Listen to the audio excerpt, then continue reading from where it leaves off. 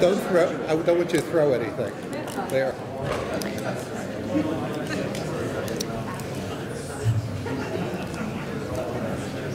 Well, hello. Can I have everybody's attention? I want to welcome everybody and acknowledge some very special guests before we get started. I want to recognize Ms. Cynthia McLeod, who is the Superintendent of Independence National Historic Park.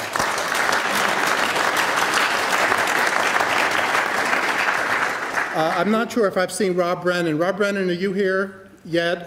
Well, we have Ed Horde, who's representing the Landmarks Preservation Commission of Baltimore County. And a very old friend of mine, the wonderful Director of Public Works for Baltimore County, Mr. Ed Adams, and an engineer, perfect at this event. Ed, where are you? You're here somewhere. Oh, there you are. And I don't know that everybody has met our two very special guests from England, Mr. Edwin Danson. Edwin, where are you? Stand up.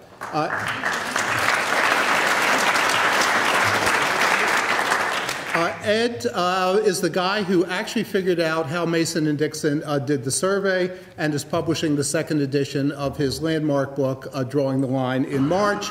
I expect everybody to buy a copy. And if you ask nicely, he'll probably sign it for you. I also want to recognize Mr. Jonathan Peacock. Stand up, Jonathan,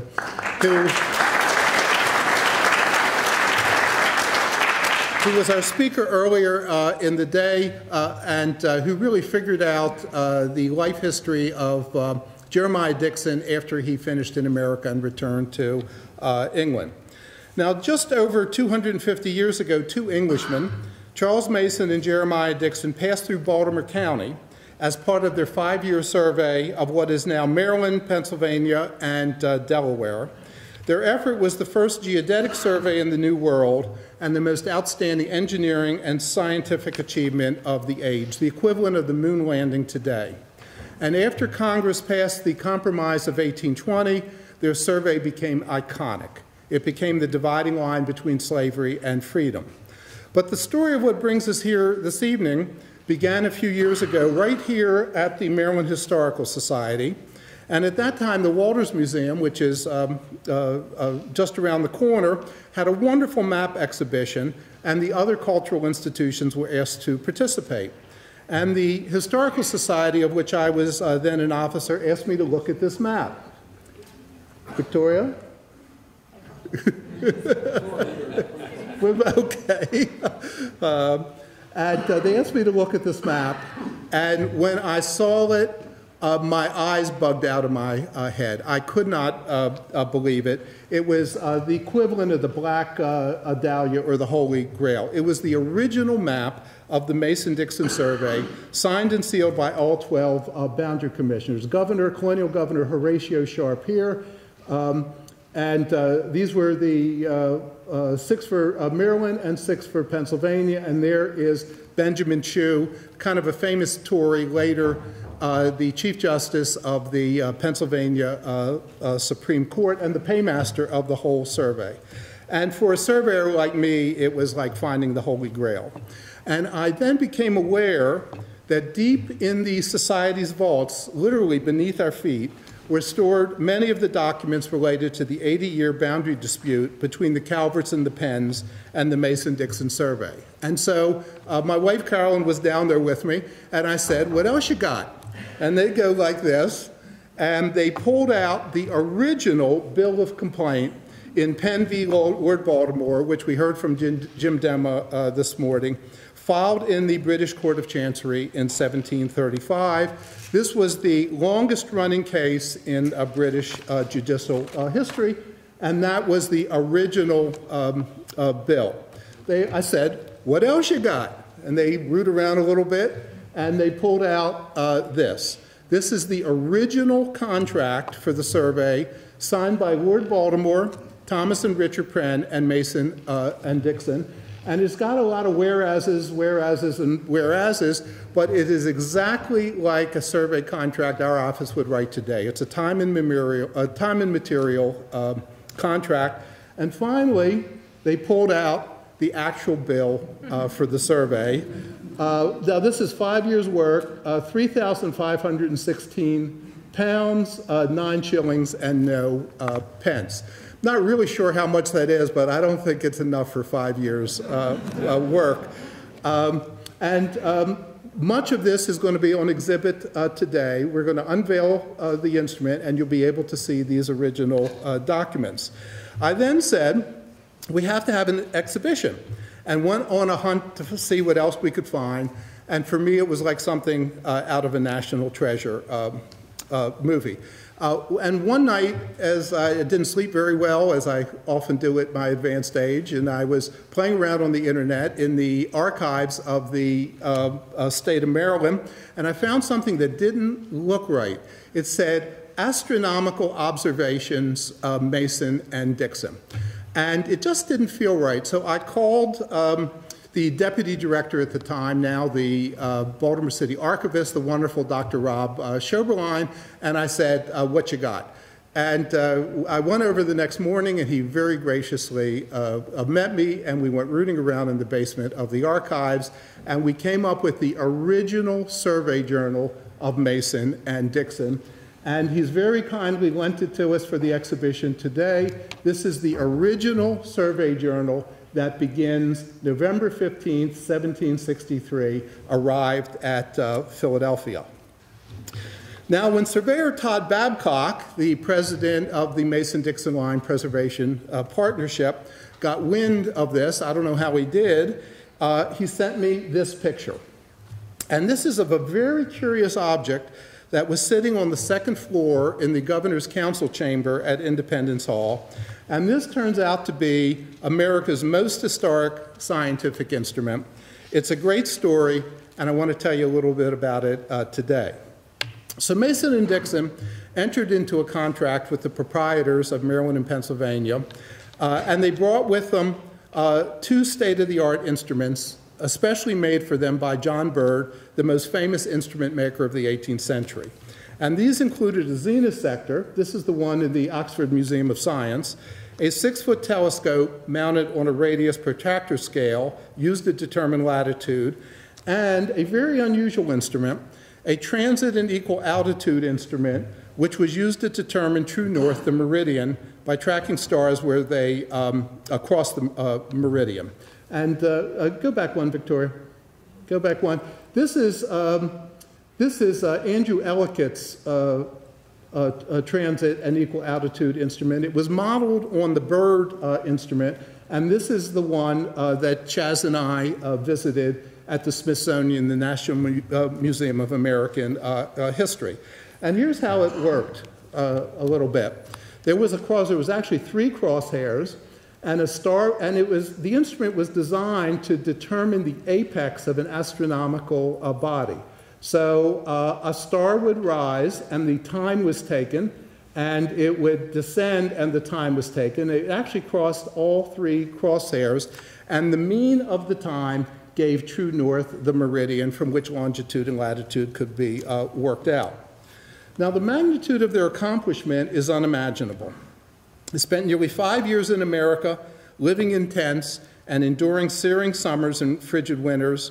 They ran a perfectly straight line across the swamps of what's now the Delmarva Peninsula, from the southwest corner of what's now Delaware, to intersect with the 12-mile radius circle around Newcastle. And then they ran a dead straight parallel of latitude, 233 miles through the mountains of western Maryland, and they did this with hand axes. This was primordial forest in those days, and they chopped their way, clearing a 12-foot wide vista, as they called it, all the way out almost to Pittsburgh. And these feats had never before been accomplished, and their line has been surveyed many times, but the accuracy which they achieved, given the technology of their day and the equipment of their day, still continues to astound.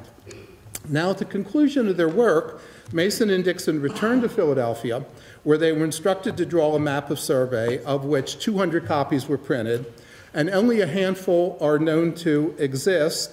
and 2 of the 3 signed and sealed copies are right here at the Maryland Historical Society. Now, Mason returned to England and came back to America in 1786 with his wife and 8 children. He probably got sick on the trip over, and he died impoverished shortly thereafter, and he's buried in an unmarked grave in the Christ Church burial ground in Philadelphia. Now, Dixon went back to County Durham, where he had quite a prosperous career, which Jonathan Peacock described in his lecture earlier this afternoon. Dixon died young in 1779, and though he had been thrown out of the Quaker meeting for, as they put it, drinking and excessive womanizing, my kind of guy, he was a surveyor. Now, what do you really expect, you know? He must have somehow, this is the old Quaker meeting in Staindrop, England, in County Durham, but he must have reconciled with the meeting because he's now buried in an unmarked grave in this beautiful garden in Staindrop. It's actually walled off, but I hopped the fence to take this picture. Now, although Mason and Dixon returned to England, the bird instruments which belonged to the Penns remained behind, and an observatory was constructed by the American Philosophical Society on the grounds of the Pennsylvania State House, which we now know as Independence Hall.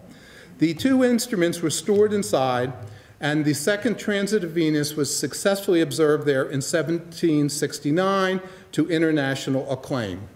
The observatory had steps and sort of a stage, and being on the ground of the State House, it provided a very convenient spot from which the public announcements were made during the unrest leading up to the Revolution, for instance, the protest against the hated Stamp Act.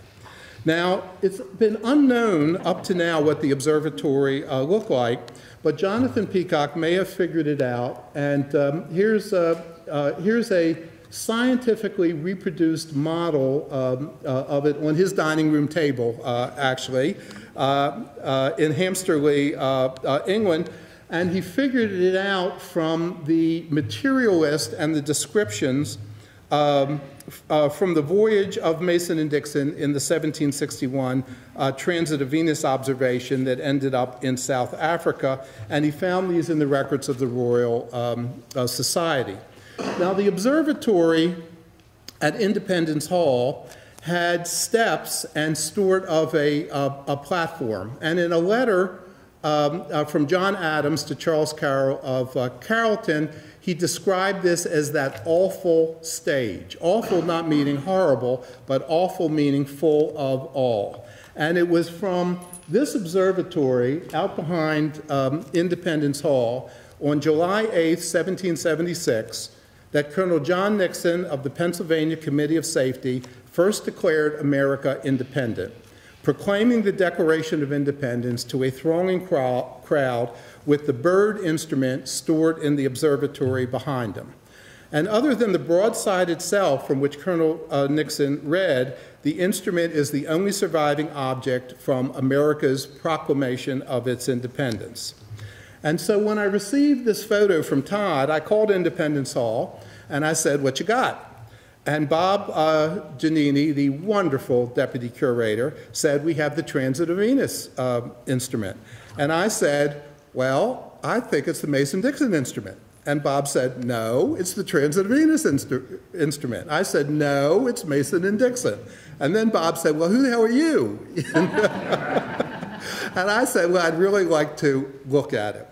And for some reason, Carrie Dethorne, who joins us today, the chief curator of Independence National Historic Park, let me.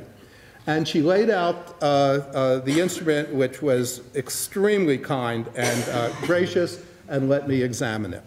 And I knew from my prior research that John Murd had made 2 transit instruments for the Americas. He made one for Professor John Winthrop at Harvard, which Byrd did not sign, and which was actually stolen while from display in 1979. And he made the second one for the Penns, which was signed.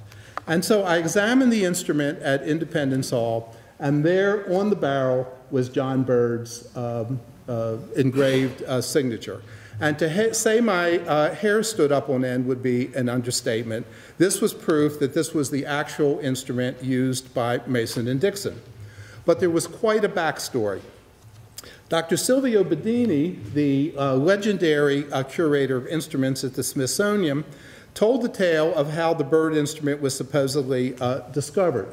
Now, I want you, this is the back of Independence Hall, and I want you to look at all the windows. And all the windows are very typical of what you would find in a 18th century building. They're flat and double hung, other than the oculus, all except for one.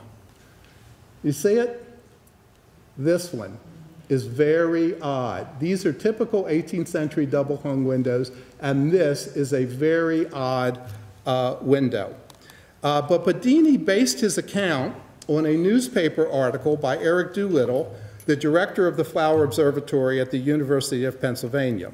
And Dr. Bedini stated that during the renovations to the bell tower in 1912, floorboards were removed near the old supports for the Liberty Bell. And to great surprise, now this is the level where the instrument was discovered, 1912, and the article said that it was discovered in a box under the floorboards on this level. The instrument packed away in a box.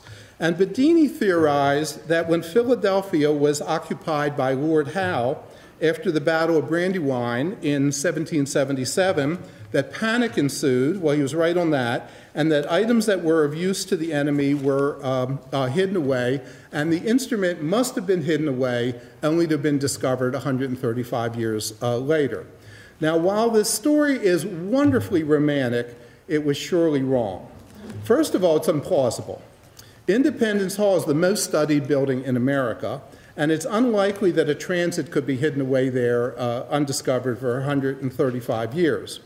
Secondly, a delicate astronomical instrument was of that took weeks to determine latitude, was of no military value to the British, but most persuasively, there is a letter from Andrew Ellicott saying that in 1784, he and David Rittenhouse used the Penn instrument to complete the extension of the Mason-Dixon line and to run the western border of Pennsylvania up to Lake Erie.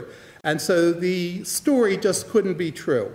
And frankly, I was quite skeptical of the whole story. I collect a number of things, and I have run into false provenance before and even fraudulent provenance, and I suspected that there was something extremely fishy about this story. And so I investigated further. And a visit to the bell tower, where the instrument was supposedly found, revealed that the instrument had been mounted on the stone sill. Now, this is the inside of the window up in the bell tower. And this window is a bow window.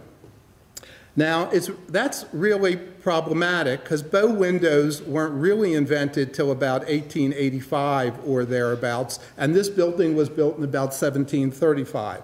So that this window is really in the wrong time period. But secondly, this is a window that opens out. And bow windows typically open in to protect the top style of the wood from the weather. But this window opens out.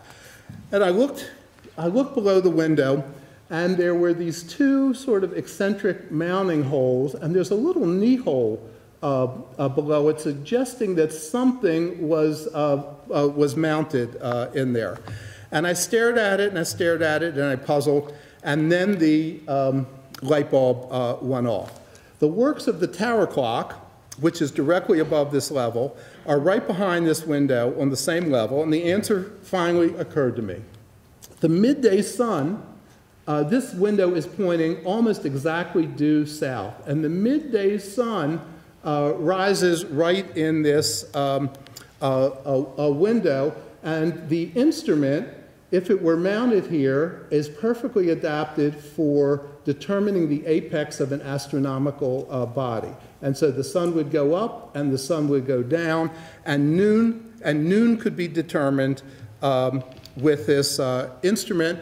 And before 1886 or so, in 1886, the railroads standardized time zones, and before that time, every town had its own noon, and usually the biggest clock in town would be set to noon, and all the watches would be set to that. And so, so it appeared to me that the instrument was mounted in the window, and because it was proximate to the clock works, it was probably used to set the clock to noon. And so that I believe that the story of the 1912 discovery was quite plausible and most likely true.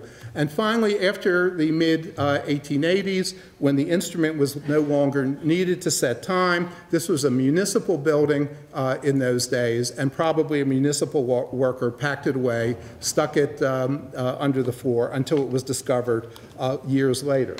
Now, as an aside, I was sitting on a pile of old wood up in the bell tower as Carrie was explaining the history to me, and when she said, "David, dear, do be careful. You're sitting on the original supports to the Liberty Bell." And I jumped up, Cindy, I'm so sorry. This bud has been on the Liberty Bell. And I jumped up, and I didn't see this sign. It says, "Don't put anything here, museum object below." But whatever the reason, the little transit here today is America's most historic scientific instrument. It was witness to three seminal events in American history: the survey of the Mason-Dixon line, the 1769 transit of Venus observation, and the first proclamation of the Declaration of Independence. But that's where we were 3 years ago. And this is what it looked like. It was just the telescope, the trunnion axle, and the hanging level, and it was in terrible shape. It was corroding. It had wax all over it.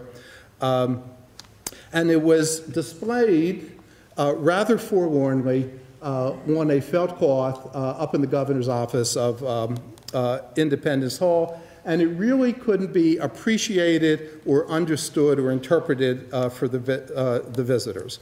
And so with the encouragement of Carrie, a few of us decided to run a nationwide fundraising campaign among the surveyors and engineers of America to raise the funds for the restoration and the conservation of the instrument.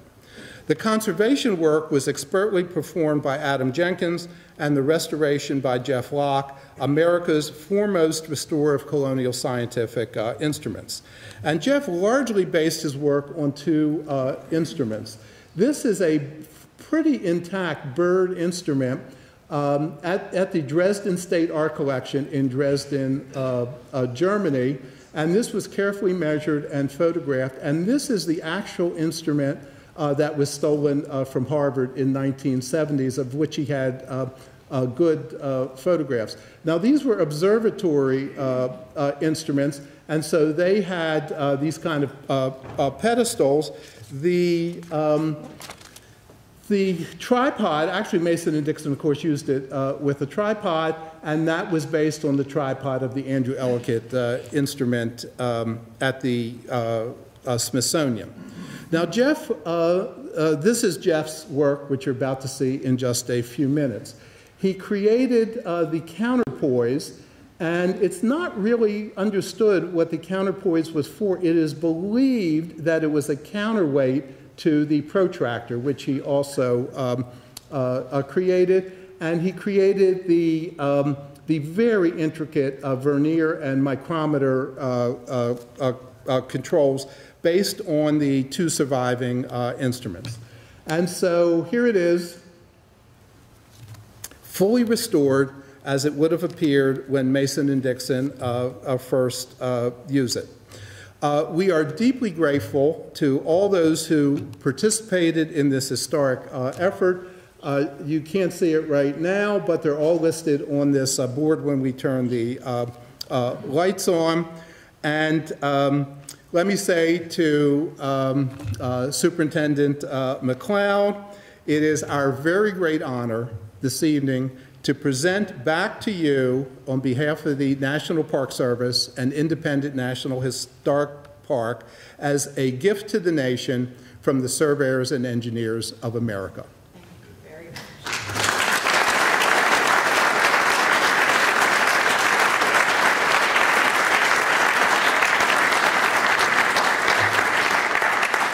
Now, I do want to talk about the replacement stones, and I want to acknowledge Pat Simon, who's the Chief Surveyor for Baltimore County, and Todd Babcock, and the Mason-Dixon Line Historic Partnership.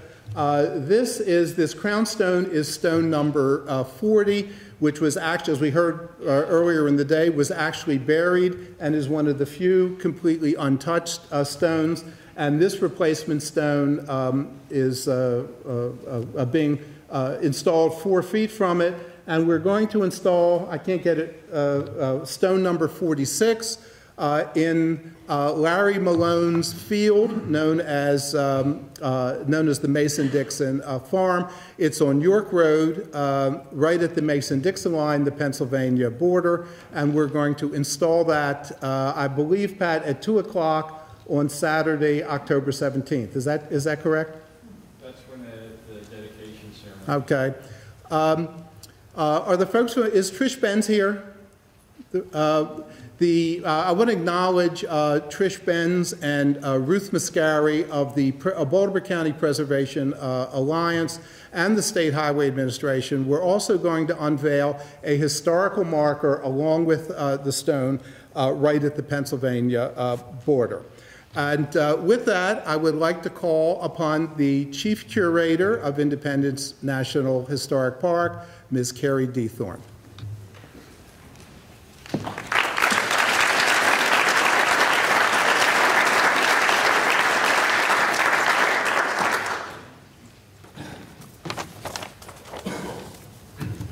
Well, today's event is another example of the many successful Maryland-Pennsylvania collaborations that have occurred in our history. And I wanted to thank our colleagues at the Maryland Historical Society for hosting us, and to all of you for attending this really seminal event. So thank you very much.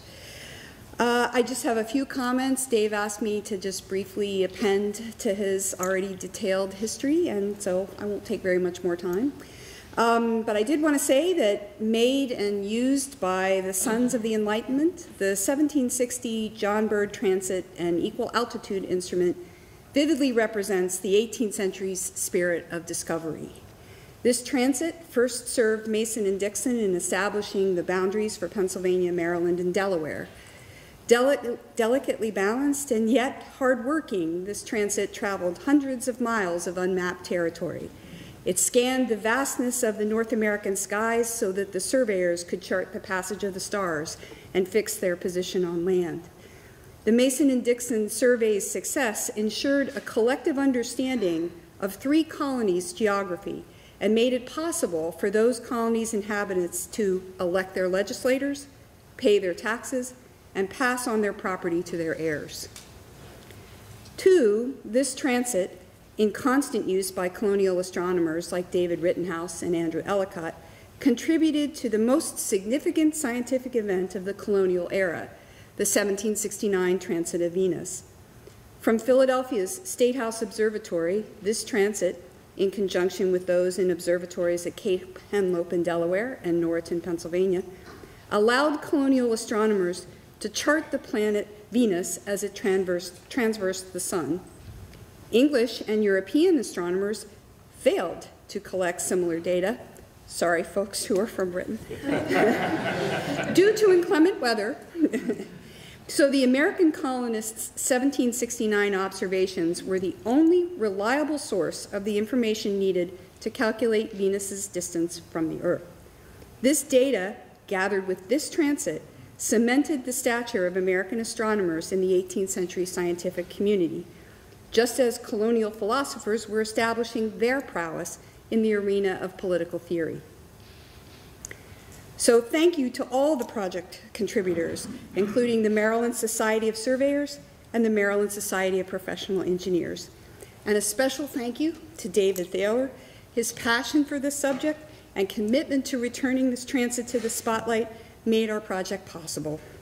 I'd like to present to you, Dave, our donor book, which records the names of all those who participated in the creation of this gift to the nation.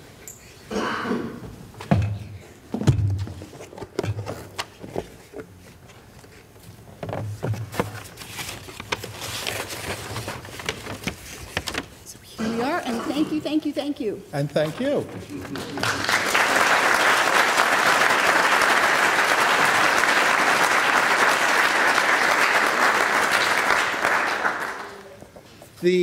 You can't put a plaque on a historic monument, and so what we've done is we have a donor book entitled "A Gift to the Nation" that lists all the donors to this project. We're going to display it out in the exhibition, and then it will reside in on the second floor of Independence Hall in the Governor's Council Chamber. And whenever the Maryland Society of Surveyors or the Maryland Society of Professional Engineers visit, we will open it and put it on display.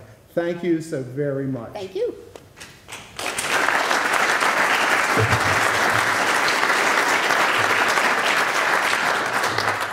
Now I'd like to call on Mr. Chaz Langwin.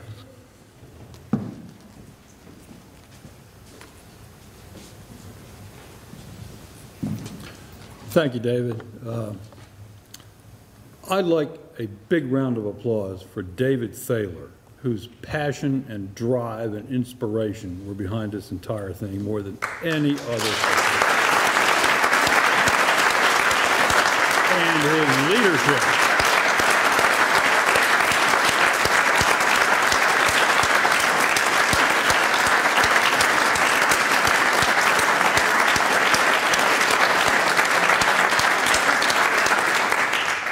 And there's another person I'd like to thank. You may or may not have heard this story, but this event 3 weeks ago came very close to being canceled because through the fault of no one,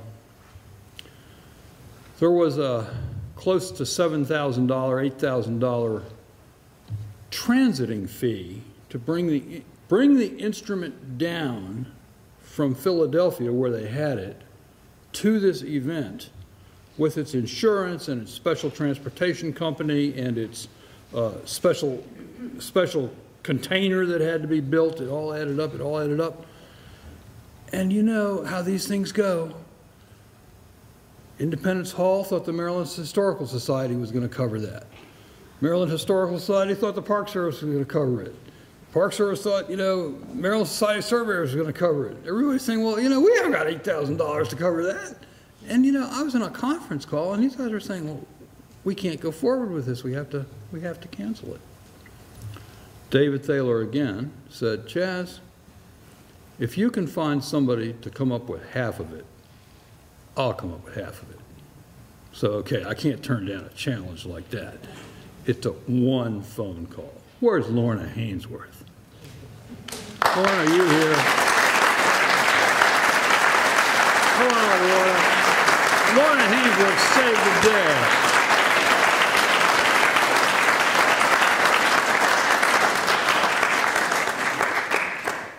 This wonderful human being from Randallstown, Maryland. It took one phone call. Lorna, I need help. They're going to cancel everything. She said, sure, how much you need? And that's the reason we're here today. She saved this event. She saved this event. None of us had $8,000. I want to thank you. I promised her in repayment the only thing she would get would be the greatest thank you in human history from the podium. I don't know if I really delivered on that, but Lorna, you deserve it. You really do. Give her a kiss. She's a member of my Carroll chapter, I'll have you know. And I have a little something to say. Oh, good for you, Lorna. Many of you know that I am not a surveyor, but several years ago I became interested in surveying, and I have told anybody who wants to hear it that I could not survey my way from here to the back of the room. But surveyors are very open, and they're very gracious, and they're very welcoming people, and they've allowed me to hang around with them. And so actually what I'd like to do is to thank everybody here for the fact that I have been given an opportunity to contribute to a gift to the nation, the oldest scientific instrument that we have in the United States, and I feel privileged to be able to do that. So thank you all very much.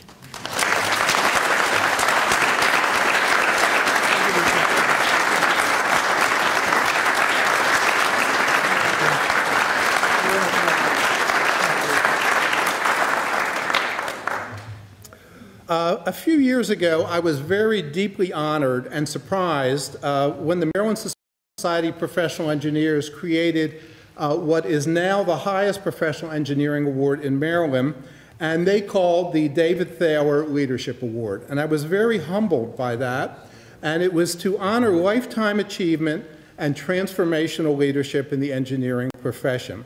And coincidentally, Carolyn and I have been thinking, as I'm a little bit in the autumn of my career, say, about establishing a national engineering prize to honor outstanding achievement in the engineering profession. And if not exactly the Nobel Prize, maybe one day it would become the equivalent of the Fields Medal in mathematics or the Kerr Prize in poetry. And so we sort of rebranded, if you will, the original award as the Thaler Prize in Engineering and Surveying, to honor lifetime achievement and transformational leadership, and we also endowed it. And it is now my great pleasure to award for the first time this evening to an extremely modest but deserving recipient. I first met our recipient inauspiciously. He was in Philadelphia, dressed in buckskins and ringing a bell. And he was herding the cats. And he was herding the cats at the surveyor's rendezvous in Philadelphia. He is a surveyor, principally in the District of Columbia for more than 40 years. He's past president of the Maryland Society of Surveyors. He's been Surveyor of the Year, was the founding officer of the District of Columbia Association of Land Surveyors, and most amazingly, he holds license #1 as a surveyor in the District of Columbia. But in 1997, he attended the first rendezvous of the Surveyors Historical Society, and he had an epiphany, and to devote his life to educating the public about the history, role, legacy, and traditions of the surveying profession. He gives presentations on the Mason-Dixon survey, Andrew Ellicott, Benjamin Banneker, and many other topics. And the reason we are here today is because of his quiet efforts, and it is he who actually raised the money to restore the Byrd instrument as a gift to the nation. And I sometimes think that Jeremiah Dixon has been reincarnated in our recipient. And the award comes with a medal. It does not have my picture on it, don't worry. A plaque that will hang in the Engineering Society of Baltimore, the home of engineering in Maryland, and a not insubstantial cash prize. So Chaz, would you come up here, please? Mrs. Thaler, would you join me in awarding this? Oops. Come over here.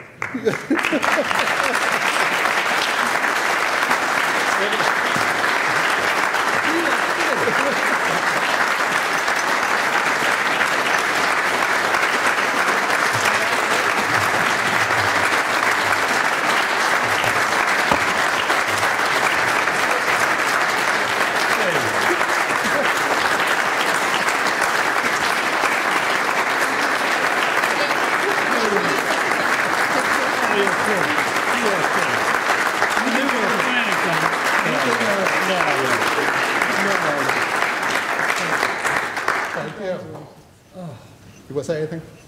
Here's your plaque. Oh, I'm kidding. I'm going to hang the plaque in the Engineers Club. You know, I don't deserve this.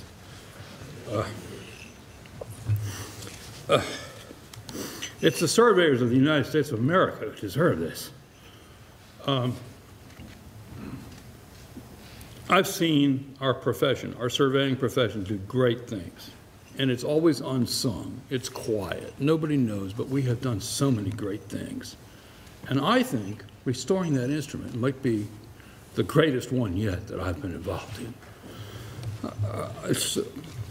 I'm just overcome. I thank you for this.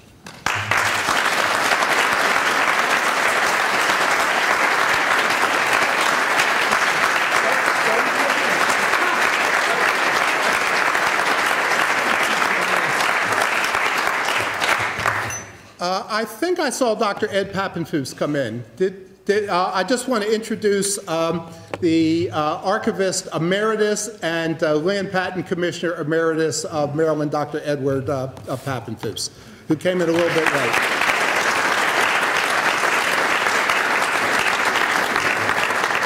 Okay, and now, before we, in a minute, I'm going to call on the county executive. We're then going to adjourn to the exhibition area where we're going to unveil the instrument. We're going to display the Gift to the Nation book, and then the party starts. And so I'd like to call on, Rob Brennan slipped in. I'd like to introduce a wonderful preservation architect and chair of the Landmarks Preservation Commission for Baltimore County. And so now I'd like to call on the county executive for Baltimore County, the Honorable Kevin Kamenetz. Oh, here you are.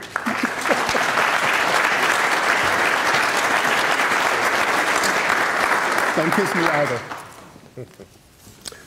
Well, greetings to everyone, surveyors, engineers, honored guests. Baltimore County holds a significant role in Mason-Dixon lore because it serves as our northern boundary since our founding in 1659. Now, David, I'm unclear as to how the Mason-Dixon line wasn't created until 1768, so I'm going to let you try and figure out that gap of those years for our northern boundary. But I will tell you, we are not giving up any of our 682 square miles, okay, to Pennsylvania. Well, Baltimore County is really honored to also participate with the planting of the markers next week. And we did fund the creation of one of those markers because we do recognize this significant part of our history as well. So I thank you for allowing Baltimore County to be recognized. But again, David, if anyone thinks we're in Baltimore County right now, we may need a new survey as well, okay? All right, well, unless it is now 1729 when we gave up this land to the city. So we'll see. You know, in Baltimore County, we are big promoters of education, particularly the concepts of STEM, science, technology, engineering, and math. And that's really a focus of our curriculum in our schools today. It's just amazing that 250 years ago, the very same STEM concepts really were front and center in the creation or part of our nation's history. So big thanks to my good friend David Bird Thaler. I think that's your new name now. And your enthusiasm with the bird transit and this entire project is really special. To Squire Langland, congratulations as well on your honor. And it really is nice to be part of this history. Thank you.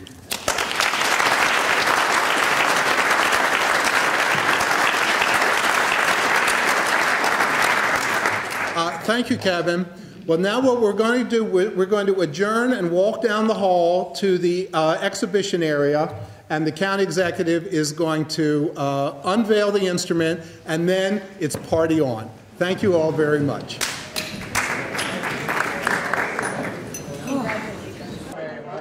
Can I get some space here, please? Thank you. Excuse me. Right there.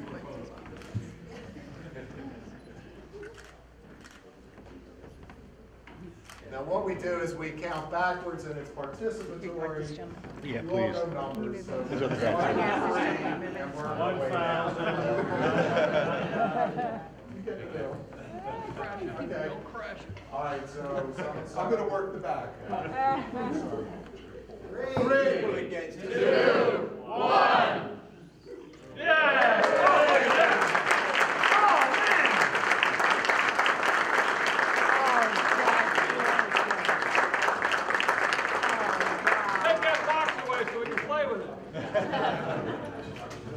Okay, the exhibit is here. Here's the maps. The survey journal is here with the bill, and the bar is now open. Where's the